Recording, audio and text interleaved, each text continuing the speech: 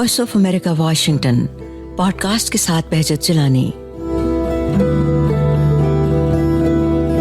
पल पल बदलती दुनिया, कल से आज और तब से अब तक के सफर का अहवाल।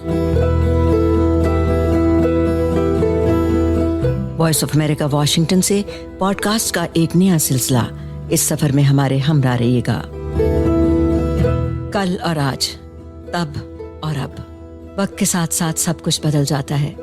कुछ लोगों के लिए इस हकीकत को कबूल करना मुश्किल है। जब हम पीछे मुड़कर देखते हैं तो हमारे इर्द गिर्द की सूरत हाल इससे बहुत मुख्तलिफ थी जो आज हमारे सामने है। माजी हमारी यादों में जिंदा रहता है, कभी खुशगवार और कभी दिल को बोझल करने वाला। लेकिन दुनिया तरक्की कर रही है, आगे बढ़ रही है या फिर यूं कहिए तब्दील हो रही है, और हमें भी इसके साथ चलना है। खा इसका ताल्लुक माशरे की अखलाकी अक़दार से हो, रहन सहन, सियासी और सकाफती मायार, जुग्राफियाई सूरत हाल, सोच, अंदाज़ फ़िक्र, मेल जोल, सफ़र, तालीम, हर चीज़ और हर जगह तब्दीली का ये अमल जारी। आइए आज एक काम करते हैं, एक लम्हे के लिए सोचते हैं और रुकते हैं कि हम इन तब्दीलियों को कैसे महसूस करते हैं और इनसे हमारी ज़िंदगी कैसे मुतासिर हुई है। इसी पस मंज़र में मैंने एक हफ्तावार पॉडकास्ट का प्रोग्राम तरतीब दिया कि हम तब्दीली को कैसे समझते हैं। हर सेगमेंट में हम एक शख्स या ज़िंदगी के मुख्तलिफ शोबों से ताल्लुक़ रखने वाले लोगों से बात करेंगे ताकि वो कल और आज का मुआवजा कर सकें। मुझे यकीन है आपको ये ख्याल पसंद आएगा जब हम बतदरीज होने वाली इन तब्दीलियों का जायज़ा लेंगे। जी, मैं समझता हूँ, देखिए, बदल रही है दुनिया और तमाम फ़लसफ़ी जो एक दूसरे से इख्तिलाफ रखते हैं हर बात में, इस बात पर मुत्तफ़िक़ हैं कि दुनिया को बदलना है। और दुनिया को बदलना है तो आपको अपने आप को बदलना होगा, एडजस्ट करना होगा उससे। या तो आप उस दुनिया को बदल देंगे, वरना ये दुनिया आपको बदल देगी। और आइए अब आपको मैं बताऊं कि आज हमारे साथ कौन है, हम किसके साथ बात करने वाले हैं। जी हाँ, आज हम बात कर रहे हैं one and only Iftikhar Arif. Iftikhar Arif के बारे में कुछ कहने का सोचा तो उलझ गई। क्या कहें और कहाँ से शुरू करें? क्या मैं आपको पाकिस्तान टेलीविज़न के प्रोग्राम कसौटी और उन दो शानदार लोगों में से एक की याद दिलाऊं जो अक्सर ऐसी चीज़ों के बारे में बहुत कुछ जानते थे जो आमतौर पर एक आम आदमी से पोशीदा रहती हैं? या फिर रेडियो पाकिस्तान की वर्ल्ड सर्विस के ड्यूटी रूम में 1989 या 90 में होने वाली मुलाकात से शुरू करूं जो दिहाइयों पर मुहित गहरी और खूबसूरत दोस्ती का आगाज़ भी रहा। बहुत कम अदबी शख्सियात को इफ्तिखार आरिफ जैसे आला तरीन एजाज़ात मिले। हिलाल इम्तियाज़, सितारा इम्तियाज़, सदारती तमगा बराए हुस्न कारकर्दगी और बहुत से दीगर एजाज़ात रखने वाले इस शायर और दानिश्वर ने उन तमाम जगहों के अदबी मनाजिर की रहनुमाई की जहाँ उर्दू बोली और समझी जाती है। आज हम आगाज़ कर रहे हैं अपने पहले पॉडकास्ट का इफ्तिखार आरिफ से मुलाकात कराते हुए। बहुत शुक्रिया इफ्तिखार साहब आपके वक्त का। बहुत मेहरबानी, आपने मुझे इस काबिल समझा और मुझे तो हमेशा अच्छा लगता है आपसे बात करना, आपके प्रोग्राम में शिरकत करना। बहुत शुक्रिया इफ्तिखार साहब आपके वक्त का। आज अशरों के बाद आपसे एक तफसीली गुफ्तगू का मौका मिला है। आइए एक एक करके बात करते हैं आपसे उन मुख्तलिफ शोबों की जहां आपने काम किया। खबरें हों, मालूमाती टेलीविज़न प्रोग्राम हो, बड़े बड़े इदारों की निज़ामत हो या इल्मी और अदबी मंजरनामे हों जो आपके तजुर्बे का हिस्सा रहें।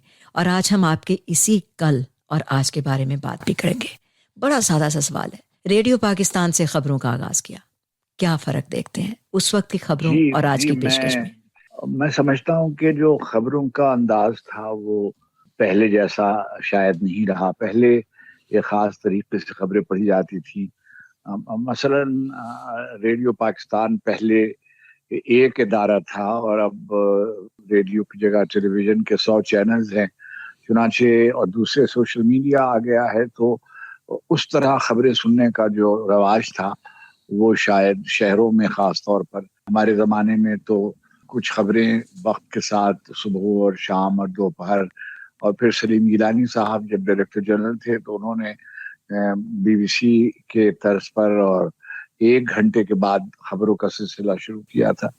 मगर अब मैं नहीं समझता हूँ कि रेडियो पर खबरें उस तवज्जो से सुनी जाती हैं, और शायद करीब गरीब बात है कि टेलीविज़न पर हालात हाज़िरा के प्रोग्राम बहुत होते हैं, बल्कि जो पहले जिसको हम प्राइम टाइम कहा करते थे, 7 बजे से 9 बजे तक का वक्त जो है वो ड्रामों के लिए मुख्तस होता था। मगर अब वो जगह ड्रामों से ले ली गई है और अब करंट अफेयर्स के, हालात हाज़िरा के ٹاک شوز ہوتے ہیں، اور جس بھی چینل پر آپ 100 چینل اگر سے زیادہ چینلز ہیں، جس بھی چینلز پہ جائیے وہ حالات حاضرہ کے پروگرام ہو رہے ہوتے ہیں، اور ظاہر ہے کہ ان کی بنیاد نیوز پر ہوتی ہے، خبروں پر ہوتی ہے اور خبر ناموں پر ہوتی ہے.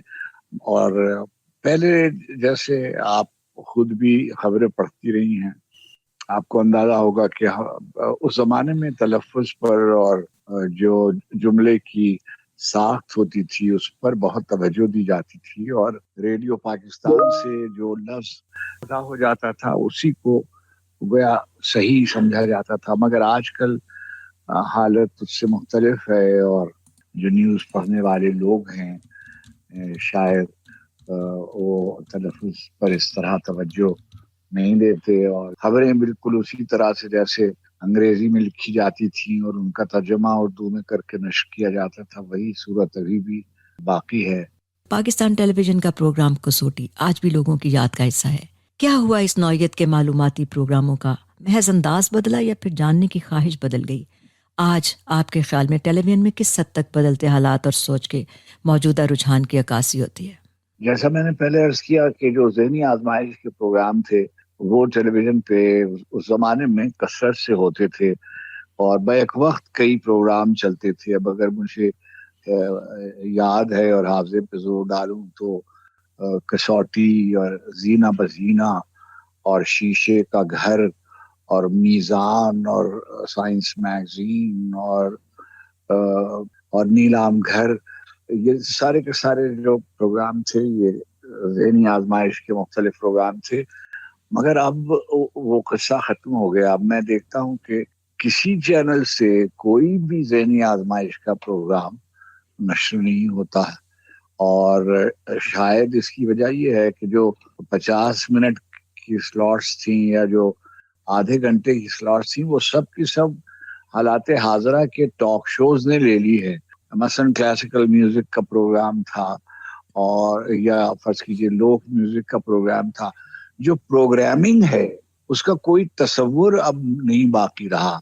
مثلا ہمارے جو مشہور پروگرامرز تھے جیسے سلیم گیلانی تھے، جیسے خود ذوالفقار علی بخاری تھے، اسلم اظہر تھے، تو جو پروگرامرز تھے وہ اب نہیں رہے.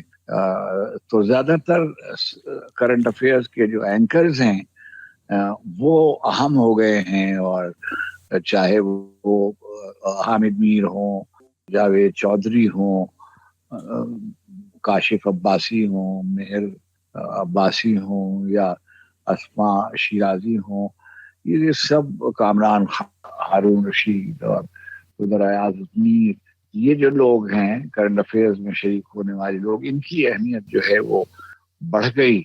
اور جو جیسے آپ نے کہا، اچھا باہر بھی میں دیکھتا ہوں، خود آپ کے ہاں وائس آف امریکہ میں تو ایک نیوز بیسڈ پروگرامنگ ہوتی تھی، مگر میرے زمانے میں سی بی ایس سے یا این بی سی سے اور ایس ٹی این سے پروگرام ہوتے تھے ذہنی آزمائش کے، مگر اب وہاں بھی یہ سلسلہ سمجھیے ختم. افتخار صاحب، آپ بلند پایا شاعری نہیں ایک دانشور کے طور پر بھی بہت جانے پہچانے جاتے ہیں. آپ کے بارے میں کہا جاتا ہے کہ آپ تہذیب کی ایک چلتی پھرتی مثال ہیں. 3 اشروں سے زائد آپ کے ساتھ ہمارے جو ذاتی تعلق اور رابطے رہے، میں خود اس میں گواہ ہوں کہ کبھی کوئی ایک ایسا لفظ بھی میں نے آپ سے نہیں سنا جس پر ایک لمحے کو بھی مجھے تعجب ہوا ہو کہ ارے یہ کیا کہہ دیا. آپ کی اس تہذیب اور وازاداری میں بدلتے وقت اور تبدیل ہوتی ہوئی اقدار کا کوئی اثر مرتب ہوا، آپ نے محسوس کیا؟ اور اگر نہیں ہوا تو کیوں نہیں ہوا؟ اصل میں جو جس طرف آپ کا اشارہ ہے وہ بہت اہم بات ہے. جو تہذیبی صورت احوال ہے وہ بدلتی جا رہی ہے، اور اس کو آپ یعنی میں خراب کا لفظ استعمال نہیں کرتا، مگر یہ ضرور کہوں گا کہ جو نظام اقدار تھا وہ بدلتا جاتا ہے. لوگ فنون لطیفہ میں دلچسپی رکھتے تھے، موسیقی سے اور کتاب سے دلچسپی رکھتے تھے، وہ میں دیکھتا ہوں کہ وقت کے ساتھ ساتھ بدل رہا ہے. چیزوں کی اہمیت ہو گئی ہے، اور لوگ جو ہیں کو یہ بتا دیا گیا ہے کہ کامیاب آدمی وہ ہے جو مادی طور پر کامیاب ہے. چنانچہ نظام اقدار منہدم ہوتا چلا جا رہا ہے. بہت بڑے اکانومسٹ اور نوبل پرائز ونر تھے گنار میرڈار، ان کی ایک کتاب ہے اکنامک سسٹمز پر، ایشین ڈراما اس کا نام ہے. تو انہوں نے اپنے ایک انٹرویو میں جب وہ 70 برس کی عمر سے تجاوز کر گئے تو ایک بات یہ کہی تھی، آج سے کوئی 30 سال پیشتر دنیا ہم نے لی تھی اپنے بچوں کے لیے اور آنے والی نسلوں کے لیے، ہم اس سے بالکل مختلف دنیا اور اگر میں کہوں کہ خراب معاشرہ دے کر جا رہے ہیں. ایک ایسا معاشرہ جہاں سوائے اکتساب زر کے اور ذخیرے کے، دولت کے اور چیزوں کے انبار کے، چیزیں منہدم ہوتی جاتی ہیں، پیچھے پسپا ہوتی جاتی ہیں.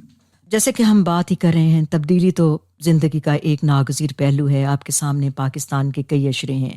پھر ایک بڑی چیز جو اب کچھ عرصے سے سامنے آئی، سوشل میڈیا بڑا ہی فعال اور زندہ قوم کی سوچ اور انداز فکر پر اپنا بڑا گہرا اثر چھوڑتا ہے.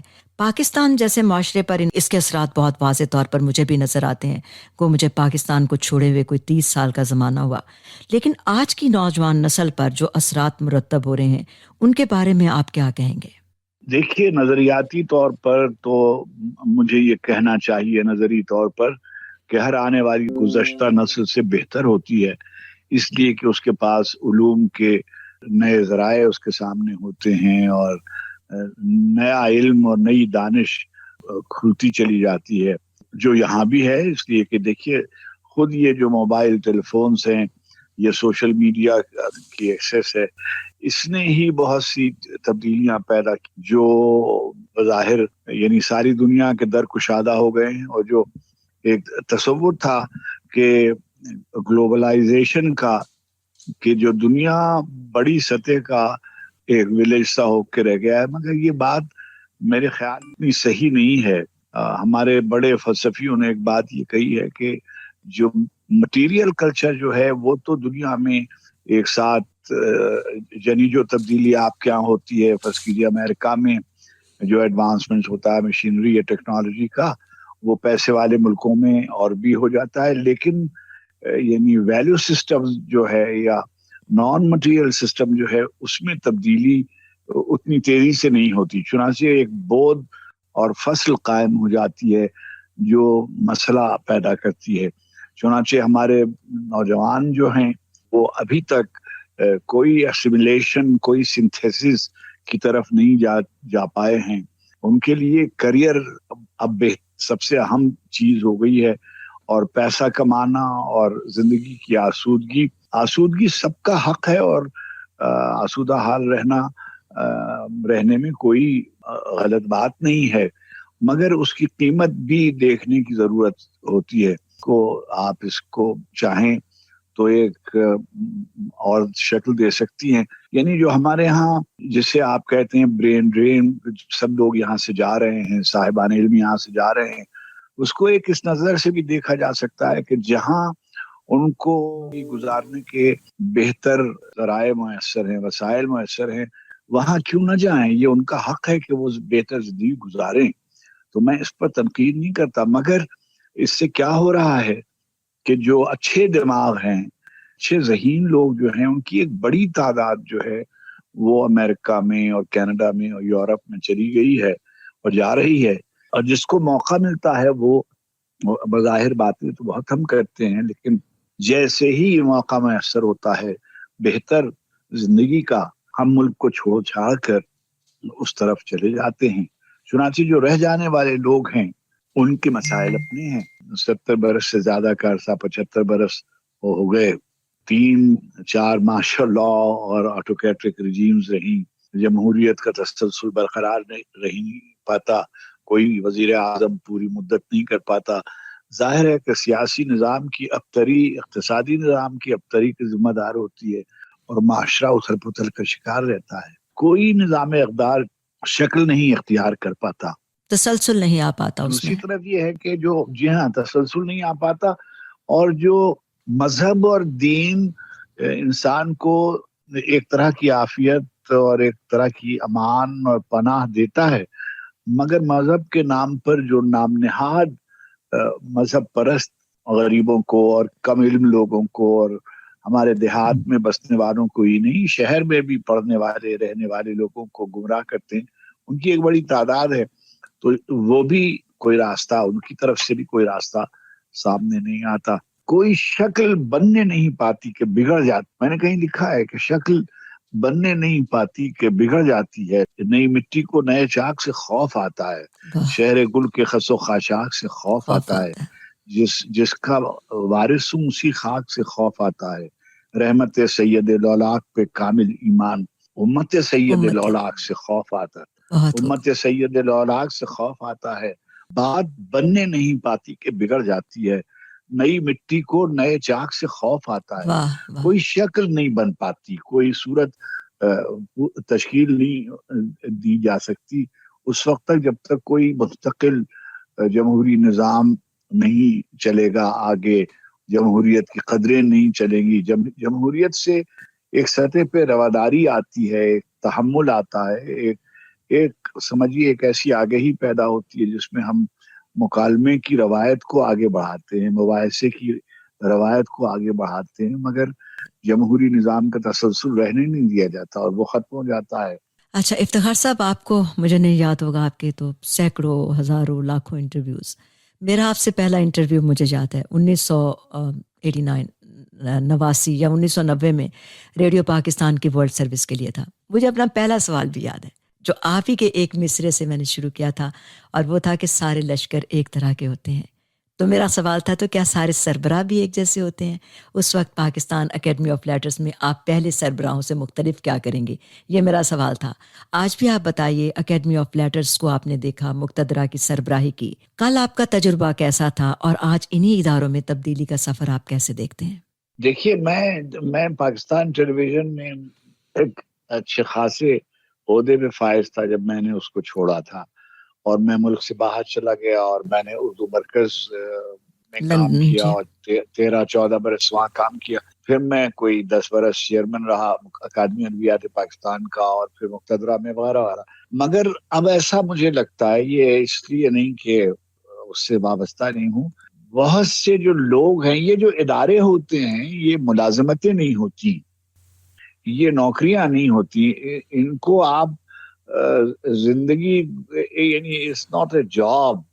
یہ تو جیسے ٹیلی ویژن، یا فرض کیجیے آپ وائس آف امریکہ میں کام کرتی ہیں، ممکن ہے کہ کوئی ایسا ادارہ ہو جو آپ کو اس سے زیادہ تنخواہ دے سکے، مگر یہ جو ٹیلی ویژن ہے، ریڈیو ہے.